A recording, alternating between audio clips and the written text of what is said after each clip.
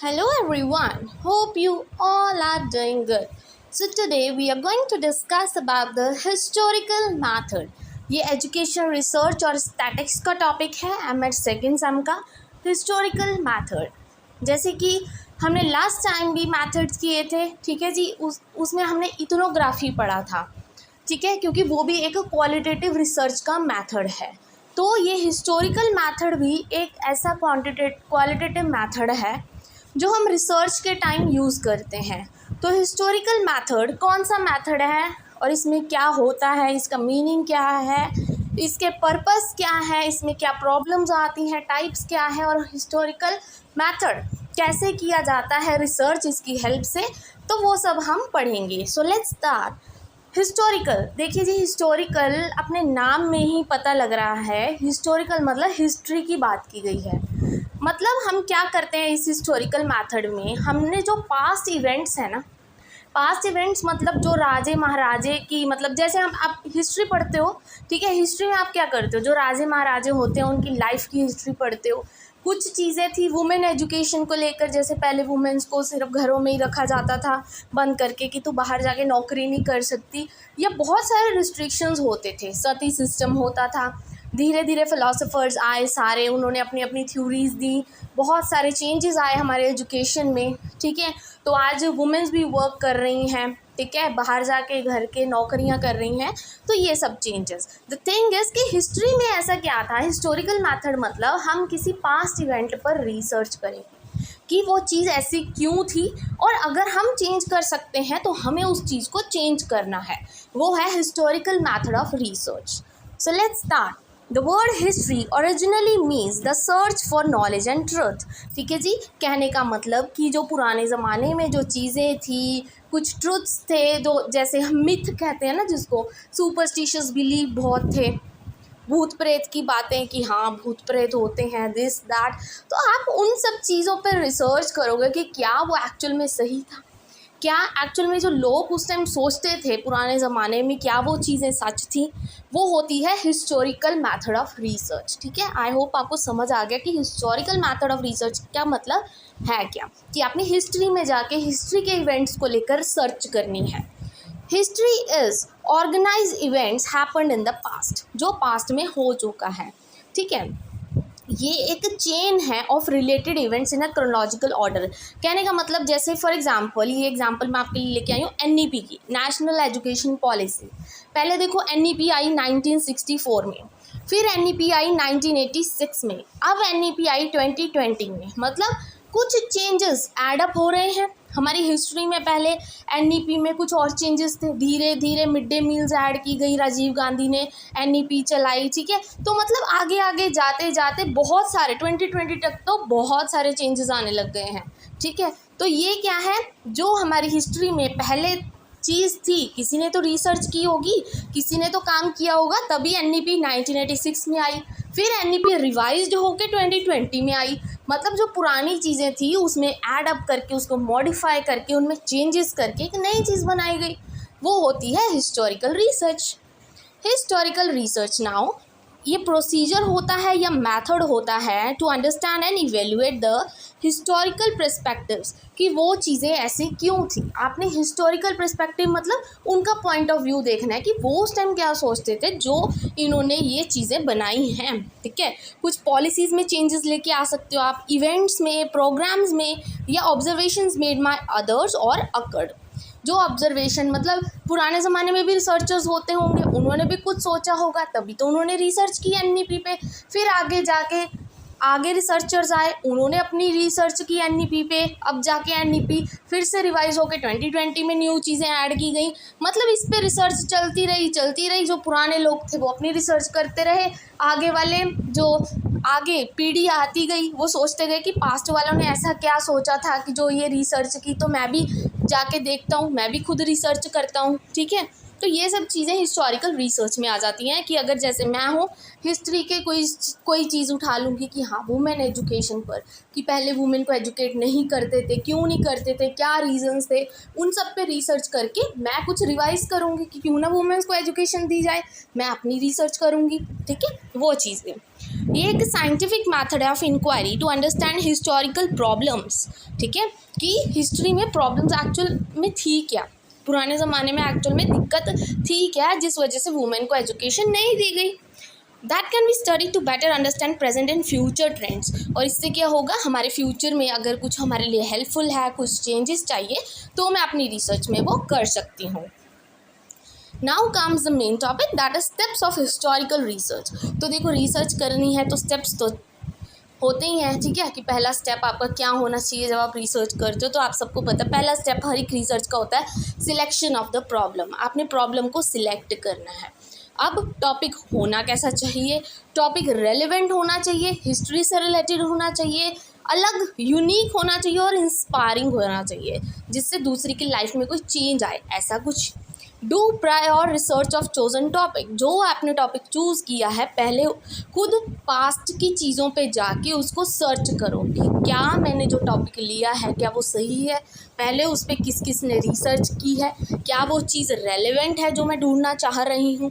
Narrowing your topic. Narrowing मतलब कि देखो एक तो होता है ब्रॉड सेंस में, ब्रॉड मतलब आप बहुत बड़े एरिया पे आप अगर ये सोचो कि मैं तो सारी हिस्ट्री पे जाके सर्च कर दूंगी, तो ये तो पॉसिबल नहीं है। आप उसमें से एक छोटा सा हिस्सा निकालोगे। एग्जाम्पल, जैसे आपने टॉपिक चूज़ किया मेडिवियल इंडिया, तो ये तो आप सारी हिस्ट्री चूज़ कर लोगे, इतना तो आपके पास टाइम नहीं है कि आप सारा रिसर्च ही करते रहो सारी उम्र, नहीं, ये एक गुड आइडिया नहीं है। तो आप उसमें से एक छोटा सा टॉपिक ढूंढोगे, जैसे women education in medieval India, कि आप सिर्फ पुराने ज़माने में जो वुमेन एजुकेशन थी उस पे सर्च कर रहे हो, पूरी की पूरी हिस्ट्री पे नहीं करोगे, क्योंकि पूरी की पूरी हिस्ट्री में करोगे वो तो सारी हिस्ट्री आ जाएगी, किन किन चीज़ों पे आप सर्च करोगे। ठीक है, तो उसमें से एक छोटा सा टॉपिक निकाल लो, वो होता है narrowing your topic. Now come the second step. Second step क्या है, फॉर्मुलेशन ऑफ हाइपोथेसिस। या अब आप क्या करोगे, हाइपोथेसिस फॉर्म करोगे कि एक्चुअल में मैंने करना क्या है, मेरा क्या हो सकता है इसमें रिजल्ट। ठीक है, उसको हाइपोथेसिस बोलते हैं। आप क्वेश्चंस अपने माइंड में सोचोगे कि ये क्वेश्चन है, इनके आंसर्स मुझे चाहिए, मुझे इसका आंसर ये मिलेगा। फॉर एग्जाम्पल, जैसे टॉपिक लिया women education in medieval India, ठीक है, तो आप हाइपोथेसिस क्या अपने माइंड में क्या सोचोगे। हाइपोथेसिस वही होते हैं ना जो आप ऑलरेडी मतलब प्री प्लान्ड कहते हैं जिसको, वो चीज़ें लेके चलते हो। जैसे लैक ऑफ फ्रीडम, कि क्यों लैक ऑफ फ्रीडम थी, ट्रेडिशंस क्या थे उस टाइम, कल्चर क्या था जिसका वुमेन की एजुकेशन पर इफेक्ट पड़ा, ये आप हाइपोथेसिस लेके चल रहे हो अपने माइंड में। Now comes the third step, that is collection of data. अब आपने देखो टॉपिक चूज़ कर लिया, रेलेवेंट था, हाइपोथेसिस बनाई कि मैंने इस चीज़ पे सर्च करनी है, मेरा ये रिजल्ट आ सकता है। अब आप डाटा कलेक्ट करना स्टार्ट कर दोगे। ठीक है, डाटा कलेक्ट करोगे। हिस्टोरिकल रिसर्च बहुत ज़्यादा टाइम कंज्यूमिंग और डिफ़िकल्ट होती है, ये तो देखो सबको पता है। हिस्ट्री में जाके अगर पास्ट इवेंट्स पे आप सर्च कर रहे हो, वो चीज़ तो थोड़ी टाइम कंज्यूमिंग होगी, टाइम तो आपका बहुत ज़्यादा लगेगा। ठीक है, तो जिस वजह से उसको क्लासीफाई किया गया। क्लासीफाई मतलब primary resources and secondary resources. Primary resources होते हैं कि आप प्राइमरी रिसोर्सेज की हेल्प लोगे, जैसे कि आउटकम्स ऑफ इवेंट्स, कि उसका रिजल्ट क्या आया था जब पहले रिसर्चर ने रिसर्च की थी, आप वो देख सकते हो, ओरिजिनल डॉक्यूमेंट्स निकाल सकते हो, या कुछ फैक्ट्स देख सकते हो। तो ये आपका प्राइमरी रिसोर्स होगा कि हाँ पहला स्टेप में ये कर सकता हूँ। सेकेंडरी, अगर और किस चीज़ की हेल्प ले सकते हो, टेक्स्ट बुक्स की, जो आप पढ़ते ही हो, उसमें दिया ही होता है कि वुमेन एजुकेशन से क्या रिलेटेड प्रॉब्लम्स थी, उनका क्या ट्रेडिशन था, क्या कल्चर था। इंसाइक्लोपीडिया पढ़ सकते हो, न्यूज़पेपर, पीरियोडिकल्स या रिव्यू ऑफ द रिसर्च, कि जिसने पहले रिसर्च की है क्यों ना उसको फिर से देखा जाए कि उन्होंने क्या सोच के रिसर्च की है, क्या उनका रिसर्च का रिजल्ट था, वो सब चीज़ें। ठीक है जी। Then comes the data criticism. Data criticism मतलब इवेल्युएट करना। आप डाटा आपने कलेक्ट कर लिया, अब उसको इवेल्युएट करोगे। वो उसको हम दो मेथड से कर सकते हैं, external criticism and internal criticism. External होता है कि जो रिसर्चर है वो चेक करता है authenticity and validity of data, कि क्या जो मैंने रिसर्च की है क्या वो वैलिड है। ठीक है जी। इंटरनल क्रिटिसिज्म होता है जब सोर्स है ऑथेंटिकेट हो गया कि हाँ मैंने ये रिसर्च कर ली, if the source is accurate, कि क्या जो मैंने टूल्स यूज़ किए हैं क्या वो बिल्कुल एक्यूरेट हैं, क्या जो मेरा टॉपिक था क्या बिल्कुल वैलिड है, वो सब चीज़ें होती हैं। ठीक है। Now comes interpretation of data. That is, if the task of drawing the inference from the collected facts in the light of given topic, कि अब आप फैक्ट्स चूज़ करोगे, उसमें से इंटरप्रेट करोगे। अब लास्ट में जो आता है रिसर्च टॉपिक, आप लिखते कैसे हो। देखो ये आपने सिनॉप्सिस भी बनाई होगी इस time M Ed second sem में, तो आपको पता होगा कि उसके स्टेप्स क्या होते हैं। ठीक है। पहले आप स्टेटमेंट ढूंढते हो प्रॉब्लम की, रिव्यू करते हो कुछ लिटरेचर से कि किस किस ने इस पर रिसर्च किया, क्या क्या उनके व्यूज़ थे, स्टेट ऑब्जेक्टिव्स बनाते हो, डाटा कलेक्ट करते हो, इंटरप्रेट करते हो, कंक्लूड करके बिब्लियोग्राफी लिखते हो कि कहाँ कहाँ से आपने हेल्प ली है। ठीक है। ये तो आपने सिनॉप्सिस बनाई है, तो ये स्टेप्स तो एज इट इज़ आपको याद ही होंगे। Now comes the purpose of historical research, कि हम हिस्टोरिकल रिसर्च करते क्यों है, या वैल्यू ऑफ हिस्टोरिकल रिसर्च जो आपका मेन टॉपिक है। ठीक है। इससे क्या होता है, it help us to learn from past successes and failures. ठीक है जी। इससे हमें पता लग जाएगा कि हम सीख सकते हैं कि जो पुराने रिसर्चर्स ने गलतियाँ की हैं हम वो गलतियाँ ना दोहराएं। ठीक है। Then it helps us to understand when problems arises in the history and corrects in the present in shaping the future, कि जो उन्होंने प्रॉब्लम्स की हैं पुराने रिसर्चर्स ने, हम वो ना दोहराएं और हमारा फ्यूचर भी सही रहे, हम कुछ ऐसा चेंज करें जिससे हमारे फ्यूचर में भी बेनिफिट हो। ठीक है। Next, it help us to observe how education and progress of the society occurred. हमें पता लग जाएगा कि ये जो एजुकेशन सिस्टम आया है, जो प्रोग्रेस हुई है सोसाइटी में, वो आई कहाँ से। धीरे धीरे, जैसे पहले पुराने लोग होते थे उनके पास तो इतनी टेक्नोलॉजी नहीं होती थी, धीरे धीरे और रिसर्चर्स आए, ठीक है, साइंटिस्ट आए, उन्होंने अपना माइंड यूज़ किया, कैसे कैसे ये सब चीज़ें चलती गई कि आज हमारी सोसाइटी में इतनी सारी इम्प्रूवमेंट्स हो गई हैं। ठीक है। तो ये हो जाएगी हिस्टोरिकल रिसर्च एक। It help us to understand the dynamics of educational change, कि एजुकेशन इतनी फटाफट कैसे चेंज हो रही है, इससे हमें पता लग जाएगा। अगर आप पास्ट में जाओगे तो छोटे छोटे फैक्ट्स आप इकट्ठे करोगे कि एजुकेशन पहले ऐसी थी, बाद में ये चेंजेस आए, इन्होंने चेंजेस किए, ये सब चीज़ें। It help us to study the educational policies, हमें पता लगेंगी कि पहले कौन कौन सी पॉलिसीज़ थी और इनकी इम्प्लीमेंटेशन कैसे हुई, and how they change the education system in the country. ठीक है। और इससे हमारी जो कंट्री है उसमें एजुकेशन सिस्टम में कैसे चेंजेस आए हैं। Now comes the main, that is types of historical research. तो हिस्टोरिकल रिसर्च कैसी कैसी होती है, वो होती है bibliographic research, legal research, studying the history of ideas and studying the history of institution. तो बिब्लियोग्राफिक रिसर्च तो देखो सिंपल सी होती है। बिब्लियोग्राफी क्या होता है, जब आप किसी की लाइफ के बारे में पढ़ते हो, अचीवमेंट्स के बारे में पढ़ते हो। ठीक है जी। जैसे आप किसी बहुत ही ग्रेट पर्सनैलिटी के बारे में, गांधी जी के बारे में, रविंद्रनाथ टैगोर जी के बारे में सर्च कर रहे हो, उसको हम बिब्लियोग्राफिक रिसर्च बोलते हैं। ठीक है। ये तो सिंपल सी आपको पता लग गई। क्यों करते हैं, ताकि हम फैक्ट्स इकट्ठा कर सकें, हम देख सकें उनकी लाइफ के बारे में, करेक्टर के बारे में, उनकी अचीवमेंट्स के बारे में हमें पता लगे, वो होती है बिब्लियोग्राफिक रिसर्च। ठीक है जी। ये तो सिंपल सी थी। बिब्लियोग्राफी मतलब किसी की लाइफ के बारे में पता करना।